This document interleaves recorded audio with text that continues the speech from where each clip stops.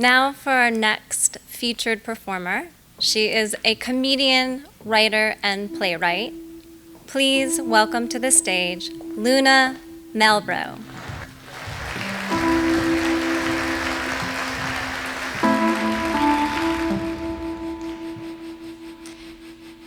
When you want to be into BDSM, but it's too soon because you're black. I don't remember a time when I didn't have fantasies about being dominated. I would imagine someone gripping my hair tightly or a stinging slap on my ass, all very exciting. But every time I would let my thoughts run wild, they would get rudely interrupted, like an angry grandmother unplugging the cord while you're sneakily watching TV after 2 a.m., yelling, "Turn this off!" As soon as my brain camera would span to any props, whips, chains, that sort of thing, all I could think about was roots. And let me tell you something. Nothing dries you up quicker than roots. And if it's not Roots, it's Amistad or Beloved or the slave movie of the year. And anyone who's seen a slave movie knows that there are plenty of examples of black slaves having to whip other slaves' backs. So a whip is a whip to me no matter who's holding it. And even if my fantasy involved no props and just a little garden variety submission, Hollywood's love of nostalgic. Remember when Negroes were all our servants, a la the Help-ass movies? That stuff would give my brain plenty enough ammo to cock-block my heart's deepest desires. And it's not just Hollywood. The very thrill of BDSM, bondage, dominance, sadism, and masochism, not to forget submission and discipline, all of that plays with our notions of safety. But Sandra Bland, George Floyd, Ahmaud Arbery, Breonna Taylor, Tony McDade, and many, many more. It's just a growing list of names that on a daily basis reminds you that as a black person in America, you are never safe. You are never safe. And how do you play with that? Ain't gonna be no cop-related fantasies happening in my bedroom. Handcuffs come with too many triggers. And don't even get me started on rope. You want role play? Well, I can't pretend to be a secretary without thinking about how much I'm getting underpaid for my labor. Want me to be the boss? Sure. But I'm a method actress, and I'm already exhausted by the fact that I had to work twice as hard as anyone else to become CEO of this Fortune 500 company, and now I don't have time to have sex because I'm thinking about the imaginary meeting with the shareholders I have tomorrow. Yes, there are some elements of BDSM that absolutely appeal to me no matter what. And let me just stop right here and say that if anyone wants me to explore being a financial dominatrix, that means me yelling at you to pay me money and you subsequently paying me money, I'm absolutely down to do that. I mean, seriously, you've been very bad. You're really nasty, aren't you? You waste your money all the time. You're complicit. You're just worthless. I mean, how much did you give Jeff Bezos from Amazon this year alone? Double that amount, give that to me, and I'll show you what to do with it. Now, motherfucker! That's just a taste.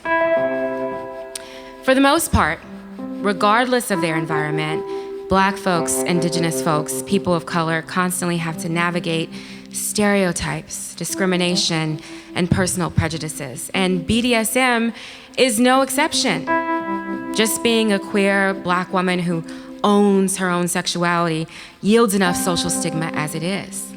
Throw in a desire to explore BDSM in a culture where freely enjoying sex is already taboo, and that is quite the mountain to climb. But I'm an investigator, a PI, and my fantasies weren't going away anytime soon. And just like those strong black people and all those tear-jerking movies about the enslaved, my sexual appetite would not go down without a fight. So I began to ask myself, how does one be black and get into BDSM at the same time? My first impression of the BDSM scene was that it was overwhelmingly white, like really white as a Mumford & Sons concert at a country club in Montana. Even the watered-down pop franchise, 50 Shades of Grey, has to be one of the whitest franchises ever. I mean, it takes place in Seattle.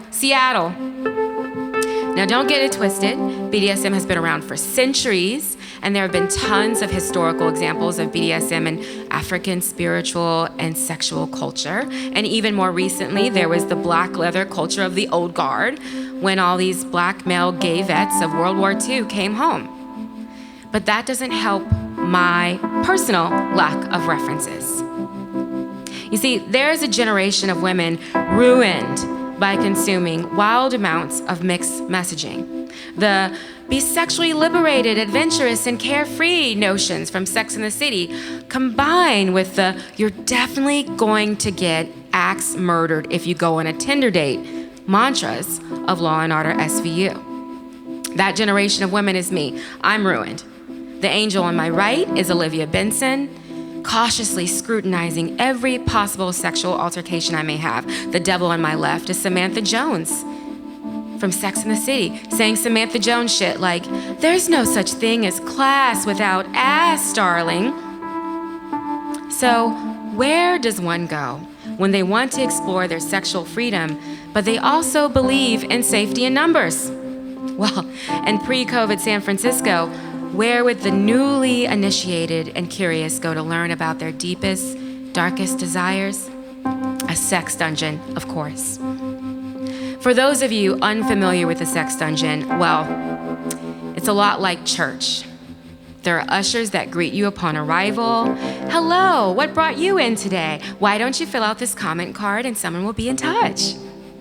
And just like church, there's tons of crosses, lots of ritual, and people know exactly when to kneel. There are also snacks. And this is the fact about sex dungeons that you need to know. You need to know that there are snacks at sex dungeons. If you ever feel too verklempt, just like any party, you can always awkwardly hang around the snacks. Will there be open ass next to the open cheese? Possibly, but that's the risk you're going to have to take, you know? It was by the cheese spread, not the ass spread, that I stumbled upon an easy on the eyes fella with a Paul Rudd-esque appeal. He could have been Paul Rudd's second cousin. At the time, he looked extremely attractive because this is also key. He wasn't wearing a top hat. I can't do a proper exploration of the kink community and not mention top hats. There are a lot of top hats for a reason I haven't figured out yet. So if Mr. Peanut is your type for any reason, run, don't walk to the nearest sex dungeon / kink meetup as soon as you can, and it's healthy to do so. Anyway, the anonymity of my partners is important. So let's just call this Paul Rudd-esque man, let's call him Ted Cruz. This Ted Cruz was a history teacher, and somehow he piqued my interest by flirtatiously discussing books like The Lies My Teacher Taught Me and A People's History of the United States. Now, I identify as a pansexual, which means that I'm open to any gender sexually disappointing me. That's the kind of open-minded gal I am. But the true barometer in picking my partners is a BuzzFeed-style quiz constantly running in my head called, Are You Woke Enough to Fuck Me? Now, my grading has gotten much more rigorous, but at the time when I met Ted Cruz, I was appeased by hearing him muse some version of the, but how can I reach the youth, you know? We soon had a night of drinks, and that led to an invite to his house. He was a great kisser. He really took his time. We had previously discussed my desire to explore a kinkier side, but now, and how I never quite found the right opportunity our partner. He asked me if I was down to do that tonight. I said yes. It escalated. He pulled out a tiny little paddle and spanked me. I now saw that there was rope in the background. I gulped. Your safe word is eggplant, Ted Cruz told me, pulling my hair as he kissed me. Say eggplant if anything gives you too much pain or you feel uncomfortable in any sort of way. Now, it was clear that it was about to go down full-on 50 Shades of Grey style, minus all the money, so it was more like 50 Shades of Broke, but I'll take it. He was incredibly communicative, consistently checking in about consent. This guy's read a book or three, I thought, high-fiving myself in my head. I was narrating my triumphant journal entry as it happened. I pictured Kim Cattrall's nodding smile of approval. You're the new Samantha Jones now, Luna, she proclaimed. It felt like my sex dreams were finally beginning to be explored, but then everything came to a screeching halt with one simple phrase. Call me master, Ted Cruz said. Eggplant, I screeched. Langston Hughes once asked, what happened to a dream deferred? Well, in the wake of hearing Call Me Master, I can assure you, Langston, that my dreams did dry up like a raisin in the sun, and by dreams I mean my vagina. Immediately, all I could think about was my ancestors rolling over in their graves, breaking out like the zombies in Michael Jackson's Thriller video. All of my worst fears had come alive. I thought of Harriet Tubman admonishing me, 19 times! 19 times I came back to save our people from enslavement, all for you to be here willy-nilly calling some white dude master. Ted was very receptive to my objections and apologized for his major blind spot. The history of slavery was not something he was reminded of every day, so he was able to separate master in the context of BDSM play, whereas I was not. I had failed again, even with a seemingly woke partner. But here's the life tip I learned. No dick is so good that it's worth being haunted by Harriet Tubman. Thank you.